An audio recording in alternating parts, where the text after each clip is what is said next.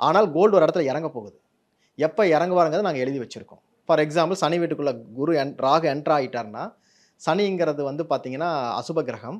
ஏறக்குறைய சனியும் ராகும் கனெக்ட் ஆனானா ஒரு நெகட்டிவ் பாயிண்ட்ட ஒவ்வொரு விஷயத்திலயும் பண்ணிட்டே போகும். ஒவ்வொரு விஷயத்திலும் நெகட்டிவ் நடக்கும். மார்க்கெட் கிராஷ் ஆகுறது, வெளிநாட்ல வெளிநாட்ல பிரச்சனைகள் வந்து அதனால வந்து கோல்ட் ரேட் இறங்குறது, இது எல்லாமே நடக்க போகுது. ராகுவினுடைய ஸ்டார்ட்டிங் பாயிண்ட் எங்கன்னு வந்து பார்த்தீங்கன்னா, ராகு உச்சமாகக்கூடிய வீடு எங்க? ரிஷபத்தில. அவருடைய நீச்சமாகக்கூடிய வீடு எது? அ விருச்சிகத்தில.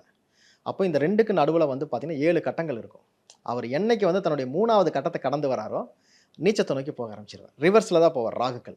அப்போ உச்சத்திலிருந்து போகும்போது அதோடைய மிட் பாயிண்ட் அப்படிங்கிறது தான் குருவினுடைய வீடு. ரிஷபம், ரிவர்ஸ்ல எடுத்தீங்கன்னா அடுத்தது மேஷம், அதுக்கப்புறம் எடுத்தீங்கன்னா மீன வீடு. இது வந்து மிட் பாயிண்ட். அப்போ இந்த எண்ட்லேருந்து நான் அந்த எண்டுக்கு போறேன் சார். இந்த வெளிச்சம் வருது.